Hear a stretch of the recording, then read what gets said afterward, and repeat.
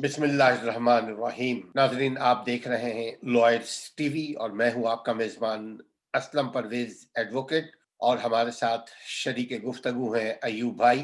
नाजरीन, अल्लाह सुब्हानहू तआला ने कुरान में फरमाया है कि नमाज से और सब्र से मदद मांगा करो, वस्तईनु बिस्सब्र वस्सलाह।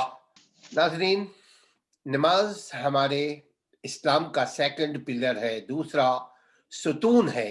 नाज़रीन, इस्लाम का 5 पिलर है: तौहीद, नमाज, ज़कात, रोज़ा, हज। आज जो हमारी गुफ्तगू होगी अयूब भाई से, वो नमाज के बारे में कि हम मजमूई तौर पे नमाज पढ़ते हैं, पूरी जिंदगी नमाज पढ़ रहे होते हैं, हमारे जिंदगी के कोई मामलात सही नहीं होते, पूरी जिंदगी हम नमाज पढ़ रहे होते हैं। क्या कभी हमने ये सोचा है कि उसके बावजूद हमारी समाजी और दीनी हालत क्यों नहीं बदलती? पूरी जिंदगी हम नमाज पढ़ रहे होते हैं, कभी ये सोचा है कि हम नमाज में क्या पढ़ रहे हैं? नमाज से हमें क्या सीखना है? नमाज हमें क्या सिखाती है? इसी मौजू पे बात करने के लिए आज अयूब भाई इंशाअल्लाह ताला कुछ शेयर करेंगे हम लोगों के साथ। जी अयूब भाई, अस्सलाम वालेकुम वरहमतुल्लाह। वालेकुम अस्सलाम वरहमतुल्लाहि वबरकातुहू। असलम भाई, कैसे आप? ठीक है? तो ठीक है आपकी सर? अल्हम्दुलिल्लाह अल्हम्दुलिल्लाह। असलम भाई, इंशाअल्लाह ताला मैं कोशिश करता हूँ नमाज के मौजू पे बात करूँ कि हम नमाज में पढ़ते क्या है। हमें इसका इल्म होना चाहिए हर इंसान को नमाज में, कि वो नमाज में पढ़ता क्या है, इसके बारे में थोड़ा सा उनको इल्म होना चाहिए। तो मैं अब शुरू करता हूँ। सबसे पहले मैं ये जिक्र करूँगा कि जब हम नमाज पढ़ते हैं तो हमारे दिल में कम से कम इस बात का ख्याल ज़रूर है कि हमें अल्लाह देख रहा है। हम नमाज के लिए खड़े होते हैं तो कम से कम हमारे दिल में ये ख्याल ज़रूर रहे कि अल्लाह हमें देख रहा है। फिर हम शैतान से पनाह तलब करते हैं और बिस्मिल्लाहिर्रहमानिर्रहीम बोलकर इसके बाद हम नमाज का आगाज़ शुरू करते हैं। सबसे पहले हम कहते हैं अल्लाहु अकबर। इसके माने हैं अल्लाह सबसे बड़ा है। फिर हम नमाज में सूरत फातिहा की तिलावत करते हैं। फिर हम नमाज में सूरत फातिहा की तिलावत करते हैं। लेकिन मैं पूरी तर्जुमा तो नहीं पढ़ूंगा, लेकिन कुछ आयत ऐसी है जिसको मैं कोट करूंगा, जो आपके सामने पेश करूंगा इंशाअल्लाह। जिसमें सूरह फातिहा की आयत नंबर 4 है, इय्याका नअबुदु व इय्याका नस्तईन। सूरह फातिहा की आयत नंबर 4 है, इय्याका नअबुदु व इय्याका नस्तईन। इस आयत की तरफ तवज्जो दें। ये आयत हमें क्या बतलाती है? इसका तर्जुमा है कि हम सिर्फ तेरी इबादत करते हैं और तुझी से मदद तलब करते हैं। ये अल्लाह, हम तेरी इबादत करते हैं और तुझी से मदद तलब करते हैं। सबसे पहले इबादत के मानों को समझना चाहिए हमें। बकौल इब्ने कसीर सीरत में इबादत के माने मोहब्बत, नंबर 2 खुशू और खुजू और खौफ के मजमे का नाम इबादत है, जिसमें सबसे पहले मोहब्बत और खुशू और खुजू भी हो और खौफ के मजमे का नाम इबादत है। यानी जिस ज़ात के साथ मोहब्बत भी हो, खुशू खुजू भी हो, आजिज़ी भी हो, बेबसी का इज़हार भी हो और इसकी गिरफ्त का खौफ भी हो। हम तेरी इबादत करते हैं और तुझी से मदद चाहते हैं। इस एतबार से ना इबादत अल्लाह के सिवा किसी और की जायज़ है। इस एतबार से ना इबादत अल्लाह के सिवा किसी और की जायज़ है। इन अल्फाज से शिर्क का सदबाब कर दिया गया है। इन अल्फाज से शिर्क का सदबाब कर दिया गया। किसी को मुश्किल कुशा, हाजत रवा समझना, फरियाद सुनने वाला, इन सब बातों से शिर्क का असबाब हो गया है। वही अव्वल है, वही आखिर है, वही जाहिर है, वही बातिन है, वही हर चीज को खूब जानने वाला है। वही अव्वल है, वही आखिर है, वही जाहिर है, वही बातिन है, वही हर चीज को खूब जानने वाला है। इन सब बातों के बावजूद जब हमारी नमाज खत्म हो जाती है तो हम कहीं और घूम जाते हैं। हम में से बहुत से ऐसे लोग हैं जो किसी तावीज गंडे वाले के पास या फिर किसी मुश्किल कुशा की दर पर चले जाते हैं। हम में से बहुत से कुछ लोग ऐसे हैं जो किसी तावीज गंडे वाले के पास या किसी मुश्किल कुशा के दर पर चले जाते हैं। हम अपने अल्फाज पर गौर तो करें जो हमने नमाज में अदा किए। जो हमने नमाज में अदा किए, इन अल्फाज पर गौर तो करें। हमने अल्लाह से मदद नहीं मांगी? क्या हमने अल्लाह से मदद नहीं मांगी? फिर मजीद आगे चले, जब हम रुकू में जाते हैं तो कहते हैं सुभान रब्बिल अजीम, پاک ہے میرا رب عظمت والا ہے۔ پھر جب ہم رکوع سے اٹھتے ہیں تو سمیع اللہ لمن حمیدہ، اللہ نے سن لی جس کی تعریف کیے۔ اس سے اندازہ لگائیں کہ اللہ نے ہماری پکار سن لی، سے اندازہ لگائیں کہ اللہ نے ہماری پکار سن لی، جو ہم نے سورۃ فاتحہ میں پڑھی ہے، جس میں ہم نے اللہ کی تعریف بھی بیان کری ہے۔ سب کو پالنے والا بھی ہے، وہ بڑا مہربان بھی ہے اور رحم کرنے والا بھی ہے، یوم آخرت کا مالک بھی ہے۔ ہمیں سیدھی راہ اور سچی راہ بھی دکھا، جس پر تو نے انعام رکھا ہے، اور جن پر تیرا غضب نازل ہے ان سے بھی بچا۔ یہ اللہ نے ہم نے سورہ فاتحہ میں پڑھی ہے، جب ہم نے کہا ہے سمیع اللہ لمن حمیدہ، اللہ نے ہماری پکار سنی۔ ہم ان ساری باتوں کو نماز میں اللہ کے سامنے مانگتے ہیں۔ پھر جب ہم سجدے میں جاتے ہیں تو ہم کہتے ہیں سبحان ربی الاعلیٰ، اللہ سب سے بڑا ہے۔ جب ہم سجدے میں جاتے ہیں تو ہم کہتے ہیں سبحان ربی الاعلیٰ، اللہ سب سے بڑا ہے۔ دیکھیں یہاں پر بھی ہم اپنی ناک کو زمین پر رکھ کر ماتھا ٹیک کر، دیکھیں ہم یہاں پر اپنی ناک کو زمین پر رکھ کر ماتھا ٹیک کر کہتے ہیں اللہ سب سے بڑا ہے، اللہ سب سے بڑا ہے، اللہ سب سے بڑا ہے۔ اس کے باوجود بھی ہم ان الفاظ پر غور نہیں کرتے کہ ہم کہاں پر کھڑے ہیں۔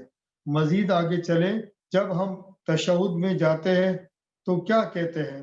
جب ہم تشہد کے اندر جاتے ہیں تو کیا کہتے ہیں؟ یہی کہتے ہیں نا، تحیات للہ صلوات و طیبات وسلام، میری تمام کولی پھیلی عبادتیں اللہ ہی کے لیے ہے، میری تمام کولی پھیلی عبادتیں اللہ ہی کے لیے ہے۔ اے نبی آپ پر سلام ہو اور اللہ کی رحمت ہو اور برکت ہو، ہم پر بھی اور اللہ کے دیگر نیک بندوں پر بھی سلام ہو، ہم پر بھی سلام ہو اور اللہ کے دیگر نیک بندے ان پر بھی سلام ہو۔ اس کے بعد کہتا ہوں میں گواہی دیتا ہوں اشہد اللہ الہ الا اللہ، میں گواہی دیتا ہوں اللہ کے سوا کوئی معبود نہیں ہے۔ تشہد کے اندر بیٹھ کے شہادت کی انگلی کو اٹھا کے اللہ کی طرف توجہ کر کے کہ اللہ کو گواہ رکھ کے بولتا ہوں کہ اشہد اللہ الہ الا اللہ و اشہد ان محمد عبدہ و رسولہ، اللہ کے سوا کوئی معبود نہیں ہے، میں گواہی دیتا ہوں محمد صلی اللہ علیہ وسلم اللہ کے بندے اور رسول ہے، محمد صلی اللہ علیہ وسلم اللہ کے بندے اور رسول ہے۔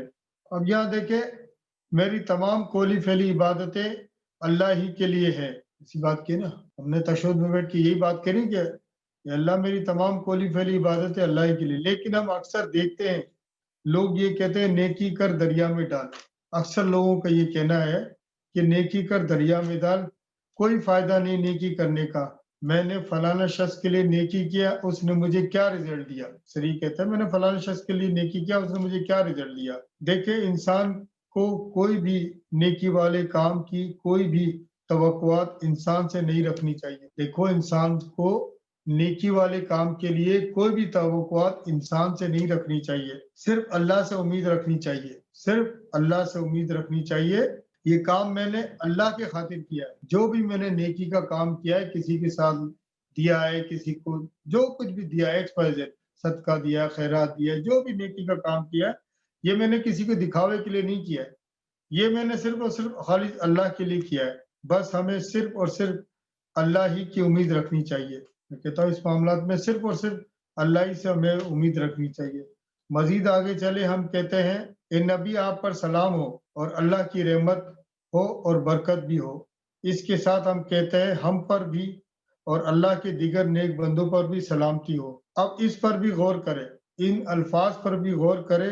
ہم اکثر دیکھتے ہیں کہ آج کل لوگ ایک دوسرے کو دور سے دیکھ کر ہی بولتے ہیں۔ ہم اکثر دیکھتے ہیں اکثر لوگوں کو ایک دوسرے کو دور سے دیکھ کر ہی بولتے ہیں بھائی جان کیا حال ہے آپ کے، کیسے ہو، ٹھیک ہو، دعا میں یاد رکھنا، ایسی الفاظ کے بھائی جان کیا حال ہے، بھائی جان دعا میں یاد رکھنا، بس یہ کہتا ہے۔ اور ہمیں دین یہ کہتا ہے کہ ایک دوسرے کو سلام کرو، ہمیں دین یہ کہتا ہے کہ ایک دوسرے کو سلام کرو، ایک دوسرے کو سلامتی ملتی ہے۔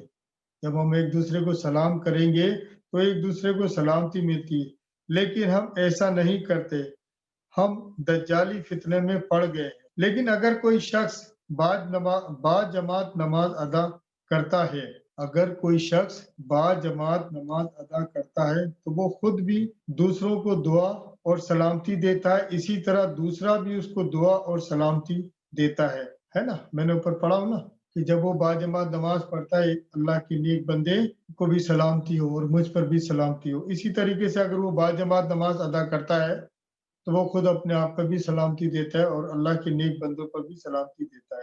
مزید آگے چلے تشہد میں جب ہم دوسرا کلمہ پڑھتے ہیں کہ جس کے معنی ہے میں گواہی دیتا ہوں اللہ کے سوا کوئی معبود نہیں اور یہ بھی گواہی دیتا ہوں محمد صلی اللہ علیہ وسلم اللہ کے بندے اور رسول ہے، اور یہ بھی گواہی دیتا ہوں کہ محمد صلی اللہ علیہ وسلم اللہ کے بندے ہیں اور رسول ہے.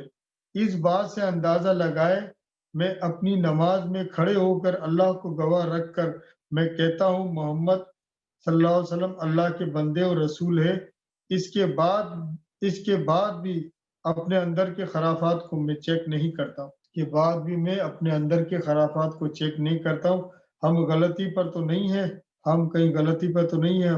اس کے علاوہ قرآن میں سورہ کہف کی سب سے آخری آیات ہے، اس میں لکھا ہے، میں قرآن کی تلاوت کر لیتا ہوں. سورہ کہف کی سب سے آخری آیت ہے، اس کو پڑھ لینا، اس کا ترجمہ میں آپ کو نوٹ کراتا ہوں. قرآن میں لکھا ہے، سورہ کہف کی سب سے آخری آیت ہے 10، انما انا بشر مثلکم یوحا انما الہکم الہ واحد فمن کان یرجو لقاء ربی فلیعمل عملا صالحا ولا یشرک بعبادت ربی احدا.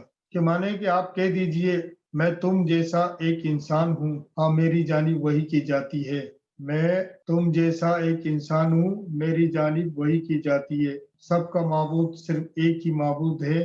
تو بس جسے بھی اپنے پروردگار سے ملنے کی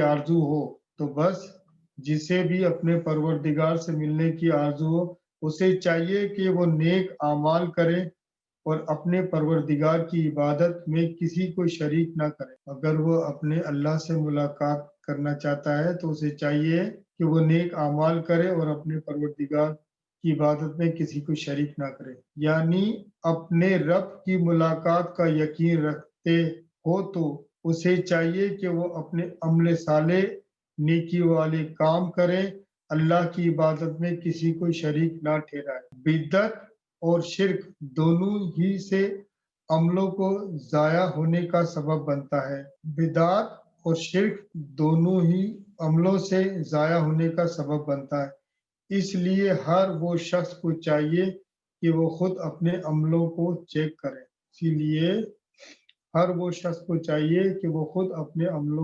کرے. پھر ہم درود ابراہیم پڑھتے ہیں، پھر ہم نماز میں درود ابراہیم پڑھتے ہیں، پھر ہم قبر کے عذاب اور نار جہنم کے عذاب اور فتنہ دجال سے بچنے کی بھی دعا مانگتے ہیں آخر کے اندر. ایسا ہی ہے نا، عذاب قبر سے بھی بچا، نار جہنم سے بھی بچا اور فتنہ دجال سے بھی بچا. لیکن میں کہتا ہوں قرآن مجید میں کئی جگہ بیان فرمایا ہے کہ تمام انسان اللہ کے نازل کردہ شریعت کو اپنا کر نار جہنم سے بچ جائے. قرآن مجید میں کئی جگہ بیان فرمایا کہ تمام انسان اللہ کی نازل کردہ شریعت کو اپنا کر نار جہنم سے بچ جائے. جب ہم دعا کرتے ہیں تو اللہ کی شریعت کو اپنائیں نا، نار جہنم سے بچے. اسی لیے اللہ نے کتاب اتاری اور انبیاء کا سلسلہ بھی قائم رکھا.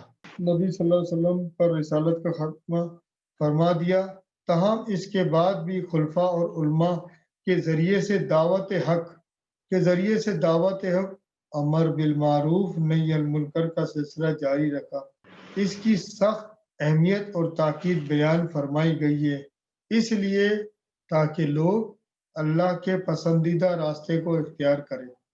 چونکہ اس نے ہدایت اور گمراہی دونوں راستوں کی نشاندہی کر کے انسانوں کو کوئی ایک راستہ اختیار کرنے پر مجبور نہیں کیا. نشاندہی اللہ نے کرا دی ہے کہ یہ راستہ صحیح ہے، یہ راستہ خراب ہے، لیکن مجبور نہیں کیا. اور اس اختیار اور ارادے کی آزادی سے نواز دیا ہے. اللہ نے انسان کو اس اختیار اور ارادے کی آزادی سے نوازا ہے، اس لیے اللہ کی شریعت کا کوئی اختیار کر کے وہ شخص مومن بن جاتا ہے. لیکن اگر کوئی اختیار غلط استعمال کرتا ہے تو پھر وہ انسان بہت مشکل میں پڑ جاتا ہے. اپنی مرضی سے شریعت کو نہیں مانتا وہ اور اپنی مرضی سے اس کا غلط استعمال کرتا ہے تو پھر وہ انسان مشکل میں پڑ جاتا ہے. मैं तो नहीं कहूँगा कि वो कोई और लफ्ज़, लेकिन मुश्किल में पड़ जाता हूँ। फिर जब हम अमली ज़िंदगी में शरीयत के मुताबिक नहीं है, तो फिर हम दज्जाल के फितने से किस तरह बच सकते हैं?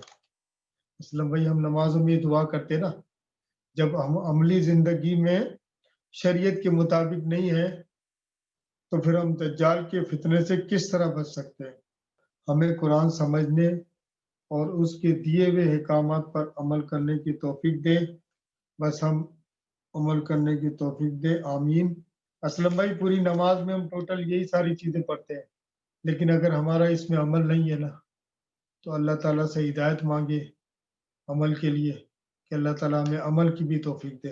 बस आखिर दावाना अनिल हम्दुलिल्लाहि रब्बिल आलमीन। जज़ाकल्लाह खैर अयूब भाई, अल्लाह ताला आपको इसका अजर अता फरमाए। नाजरीन, अयूब भाई ने आज जो हम दिन में 5 मरतबा नमाज अदा करते हैं, अल्लाह के आगे सर नुगू करते हैं, अल्लाह के आगे रुकू करते हैं, अल्लाह के आगे क़याम करते हैं, अल्लाह से वादा करते हैं या नअबुदु व इय्याका नस्तईन, यानी ऐ अल्लाह हम तेरी इबादत करते हैं और तुझी से मांगते हैं, हम तेरे ही भिखारी हैं, तू ही मेरा पालनहार है, तू ही पैदा करने वाला, तू ही जिंदगी की जरूरतों को पूरी करने वाला, तू ही ने अल्लाह ही ने सेहत दिया और अल्लाह ही फिर जिंदगी की तमाम चीजों को हमारे लिए आसान बना दिया और अल्लाह ही मौत देगा और मौत के बाद हमारी जो जिंदगी में जो कुछ हमने अमाल किए, अभी अयूब भाई ने एक बात की कि अल्लाह के नाजिल करदा शरीयत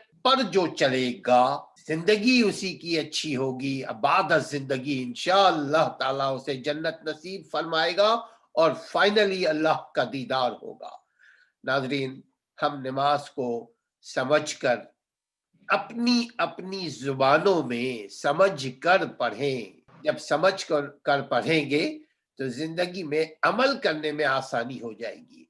नाजरीन, ये जो अल्लाह सुब्हानहू तआला ने कुरान में फरमाया है ना, सब्र से और नमाज से मदद मांगो, मदद हासिल करो। नाजरीन, ये इसीलिए कहा है कि जब हम नमाज पढ़ते हैं हमारा दिल नरम हो जाता है, हो जाना चाहिए, क्योंकि जब हमने शुरू किया अल्लाह अकबर, यानी मेरी ताकत बड़ी नहीं है, अल्लाह अकबर, अल्लाह बड़ा है। और आखिरी में जब सलाम करते हैं अस्सलाम वालेकुम व रहमतुल्लाह, हमने सलामती भेजी किस पर? अपनी जात से लेकर पूरी मखलूकात खुदा पर। अल्लाह ताला से दुआ है कि अल्लाह हम जो नमाज पढ़े उसको समझकर हमें पढ़ने वाला बना और इस पर चलने वाला बना, ताकि दुनिया भी हमारी अच्छी हो जाए और आखिरत भी हमारी इंशाअल्लाह ताला अच्छी हो जाए। अपनी दुआओं में हम लोगों को याद रखिएगा और हमारे चैनल को भी। अस्सलाम वालेकुम व रहमतुल्लाह।